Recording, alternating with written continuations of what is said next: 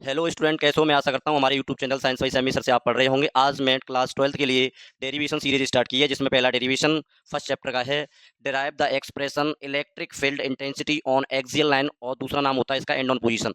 इसके दो नाम होते हैं, एक एक्सियल लाइन और एंड ऑन पोजीशन पे इलेक्ट्रिक फील्ड निकालना पड़ता है। तो मैं आपको इसका सोल्यूशन बता रहा हूँ। हमारे पास दो चार्ज होते हैं, माइनस क्यू और प्लस क्यू, और एक पॉइंट होता है पी। यहाँ पे हमें इलेक्ट्रिक फील्ड निकालना है, और ये दोनों माइनस क्यू और प्लस क्यू के बीच की जो दूरी होती है उसको बोला जाता है 2a। अब आपको मैं बता दूं, यहाँ से लेके इस पॉइंट को ऐसे करके मैच करना है यहाँ तक पी तक। अब electric field minus Q charge की वजह से इसी की तरफ होती है, इसकी डायरेक्शन। तो यहाँ से इलेक्ट्रिक फील्ड E1 हो जाएगा। प्लस क्यू चार्ज की वजह से इलेक्ट्रिक फील्ड की डायरेक्शन क्या होती है? दूर, पी पॉइंट से दूर होगी, E2। ये हमारा ए पॉइंट है, ये सी पॉइंट है, और इसके सेंटर से और पी तक की जो दूरी है वो क्या है? स्मॉल आर है। यहाँ तक की जो दूरी है वो स्मॉल आर है। हमें इलेक्ट्रिक फील्ड कैलकुलेट करना है, E1 और E2 की वैल्यू निकालनी है। तो देखिए, माइनस क्यू चार्ज की वजह से इलेक्ट्रिक फील्ड है E1। तो E1 फॉर्मूला हम लगाएंगे, E1 बराबर के क्यू अपॉन, आपको डिस्टेंस यहाँ से लेके यहाँ तक की कैलकुलेट करनी है। आर डिस्टेंस ये और ए डिस्टेंस ये। तो हमारी जो डिस्टेंस है वो क्या हो जाएगी? आर प्लस ए का होल स्क्वायर।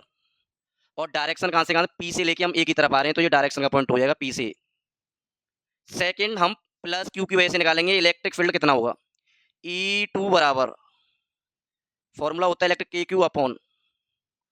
अब हमें डिस्टेंस यहाँ तक की कैलकुलेट करनी है, तो प्लस क्यू आवेश की वजह से ये वाली डिस्टेंस यहाँ से लेके यहाँ तक की पी पॉइंट तक की डिस्टेंस कैलकुलेट करनी है। तो ये कितनी है टोटल? आर। और ये वाली कितनी है? ए। इसमें से माइनस कर दूंगा तो ये कितनी निकल के आ जाएगी? आर माइनस के ए का whole square. Electric field P point पे हम निकाल रहे थे E2 की वैल्यू। तो इलेक्ट्रिक फील्ड क्या होता है? पॉजिटिव चार्ज से दूर होता है, सी से पी की तरफ। तो इसकी डायरेक्शन क्या हो जाएगी? सी से पी की तरफ। अब मैं आपको बता दें कि दोनों का नेट इलेक्ट्रिक फील्ड निकालेंगे। इन दोनों में से E1 वैल्यू बड़ी होगी या E2? तो यहाँ पे देखिए, आर प्लस के, इसमें कोई वैल्यू जुड़ रही है तो ये वैल्यू क्या है? ये बड़ी है। तो E1 क्या होगा? छोटा। इसमें क्या है? कोई चीज घट रही है, आर माइनस के, तो ये कम वैल्यू है, ये क्या है? ज्यादा वैल्यू। तो हम नेट इलेक्ट्रिक फील्ड निकालते हैं, E बराबर E2 माइनस के E1। और डायरेक्शन कौन से की ज्यादा थी? E2 की। तो डायरेक्शन इसकी क्या हो जाएगी? सी से लेके पी की तरफ। अब आपको वैल्यू पुट करनी है, E बराबर, E2 की वैल्यू क्या होती है? के Q upon are minus A का होल स्क्वायर माइनस के Q upon R plus A का होल स्क्वायर। डायरेक्शन कहाँ है इसकी? सी से लेके पी की तरफ। अब आपको इस साइड में देखना है, electric field axial line E बराबर, दोनों में से कॉमन ले लेंगे, के क्यू बराबर, यहाँ पे क्या रह जाएगा? 1 अपॉन आर माइनस ए का whole square, minus 1 upon R plus A का होल स्क्वायर। इलेक्ट्रिक फील्ड, अब हमें क्या लेना है? इसके आगे एलसीएम। के क्यू बराबर, दोनों का एलसीएम यहाँ पे क्या आ जाएगी वैल्यू? आर माइनस ए का whole square, are plus A का होल स्क्वायर। तो आर माइनस ए के होल स्क्वायर से कट जाएगा, यहाँ पे आ जाएगा आर प्लस ए का होल स्क्वायर, बीच में साइन। अब देखो, आर प्लस ए और आर प्लस ए कैंसिल, तो यहाँ पे क्या आ जाएगा? आर माइनस ए का होल स्क्वायर। तो इसको सॉल्व करते हैं, इलेक्ट्रिक फील्ड एक्सियल लाइन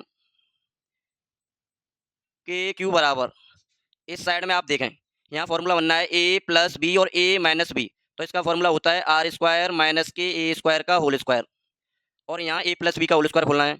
ए square plus B square plus 2ab 2ra, minus sign common लेना। यहाँ यहाँ A minus B, A square plus B square minus के 2ra।